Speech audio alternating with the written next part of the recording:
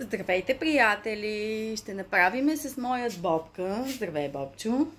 Ще направим един влог, защото ще правиме на 15 август прощопълник на нашата малка принцеса Анастасия. В момента правим приготовления. За съжаление, късно се сетихме да снимаме. Направихме крема за тортата. Тортата ще си я направим ние с него. В момента ни се пече блата. После с Бобката ще замесиме една питка. И също така... Бобка пада на земята, мамо. И също така Бобката, сега ще ви покажа какво прави. Изрезва едни хубави, как се казват, не знам, ще го лепим на бисквит. Ще правиме от захарно тесто. Горе-долу темата ни ще бъде с тези меченца. Ето това съм го взела. Мислиме да го сложим на питчицата й. Ангелче, да я пази. Тя е едно малко ангелче. И общо взето така. На здраве! След малко сме си приготвили една тетрадка, в която ще пишеме всеки един предмет, който ще сложиме, какво означава. Така, скъпи приятели, за да сме сигурни и да няма спорове, ще си напишеме всеки един от приготвените ни предмети, какво сме го нарекли. Първото, с което ще започнем, е много интересно и аз много често я виждам, че има такива дарби. Ето това сме го измислили, като за художествена гимнастика, гимнастичка. Пиши. Какво да напиша? Гимнастичка. Ето го Бобката пише. Гимнастичка. Второто, което сме избрали подходящо за момиче, според мен е готвачка. Готвач. Пиши лъжица, готвач. Нищо, пиши готвач, лъжица.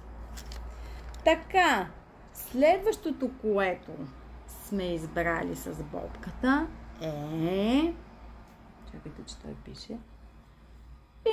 Нещо, което много не обичам лично аз, инжекциите, но това го имаме. Тя ми е познато и го знае. Спринцовката. Това ще е за лекар. Лекар напиши. Ние знаем кое е за лекар. Така. Другото, което сме се спряли е зъболекар. Зъболекар. Така. Още едно нещо сме избрали, разбира се. Не знам колко е подходящо. Тя не си играе с него. Иска го, между другото, аз не го давам често. Това е ножица. Ще я използваме за фризьор. Пиши фризьор. Така.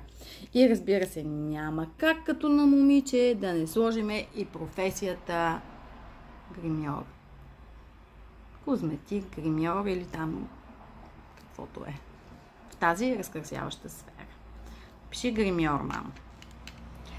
Следващото, което сме избрали с Бобката, повтарям, защото двамата сме го решили това нещо, е това с метало. Това с метало ще отговаря за счетоводител, банкер от тази сфера. Да смята парички.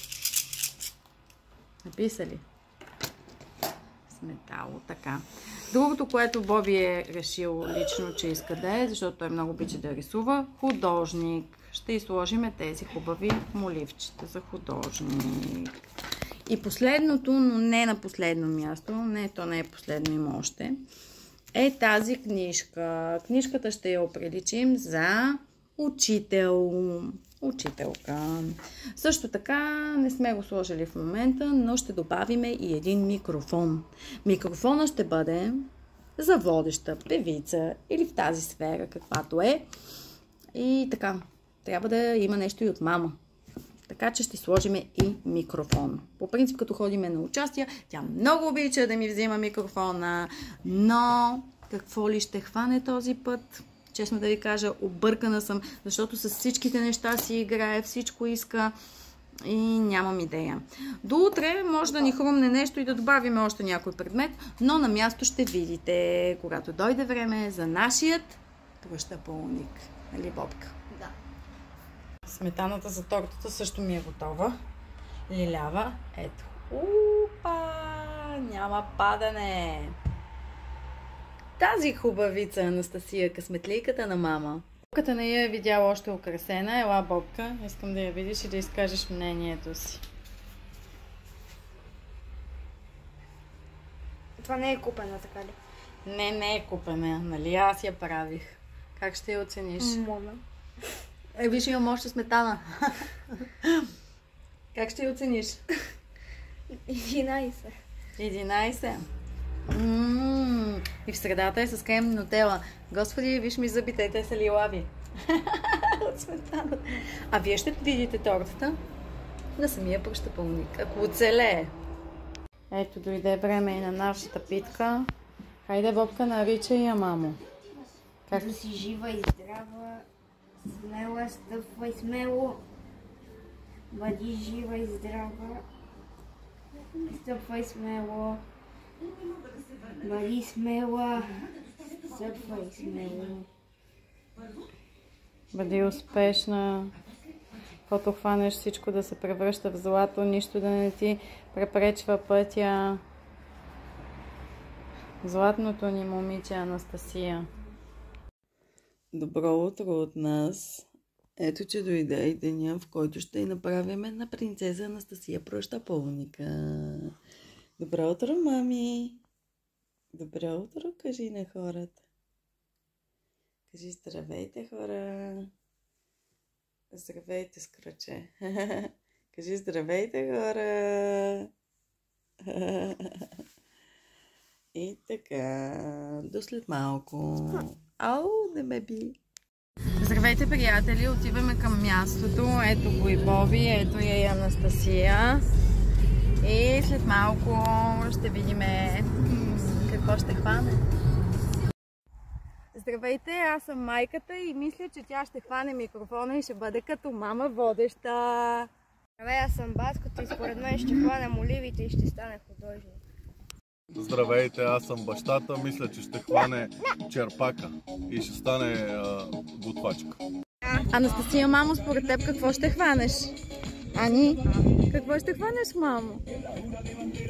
Сега ще видим денят на истината. Старт! Трябва и да стъпваш смело, без да падаш никога. Айде, отива, задържи. Айде, мамо, избери си нещо. Виж. Какво избираш от тук? Айде. Кое избираш, мамо? Много се чуди. Това? Айде, вземи нещо. Взимай. Тя я разсейва музика. Айде, мами, взимай. Давай, мамо, кое избираш? Браво. Я покажи на бати. Покажи на бати какво фана. Бебе, я да видя. Покажи на бати. Покажи на бати какво фана, мами. Браво, Анна. И така, скъпи приятели, никой от нас не позна. Нашата принцеса ще става банкерка. Супер! Имаш много парички да даваш на мама да си купува неща, нали, мамо?